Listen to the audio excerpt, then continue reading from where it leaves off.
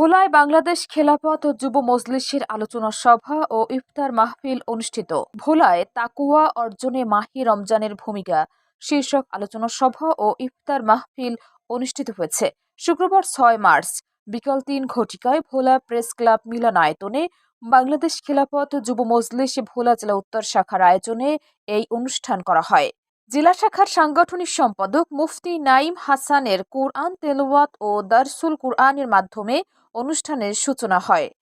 অনুষ্ঠানে প্রধান অতিথি হিসেবে উপস্থিত ছিলেন বাংলাদেশ খিলাফত মজলিসের কেন্দ্রীয় কমিটির সদস্য ও নরসিংদী 3 আসনের সংসদ সদস্য মুফতি রাকিবুল ইসলাম। তিনি তার বক্তব্যে রমজানের পবিত্রতা রক্ষা এবং তাকুয়া ভিত্তিক জীবন গঠনের উপর গুরুত্বারোপ করেন। শাখা সভাপতি মুফতি সাখাওয়াতুল্লাহ আমিনের সভাপতিত্বে অনুষ্ঠানে বিশেষ অতিথি হিসেবে উপস্থিত ছিলেন মাওলানা মাকসুদুর রহমান, সভাপতি বাংলাদেশ খিলাফত মজলিস ভোলা জেলা, মাস্টার জাকির হোসাইন, আমির জামায়াত ইসলামী ভোলা জেলা, মাওলানা আব্দুল কাদের, সভাপতি খিলাফত মজলিস ভোলা সদর উপজেলা, বশির আহমেদ, সভাপতি এলডিপি ভোলা জেলা, অ্যাডভোকেট জিয়াউর রহমান, আহ্বায়ক এনসিপি ভোলা জেলা।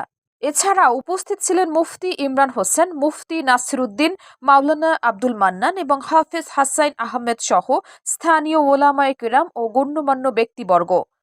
আলোচনা সভায় বক্তারা মাহে রমজানের শিক্ষা ও সমাজে ইসলামী মূল্যবোধ প্রতিষ্ঠায় যুব সমাজকে অগ্রণী ভূমিকা পালনের আহ্বান জানান। পরিশেষে উপস্থিত সকলকে ধন্যবাদ জানিয়ে সভার সমাপ্তি ঘোষণা করেন সভাপতি মুফতি সাখাওয়াতুল্লাহ আমিন।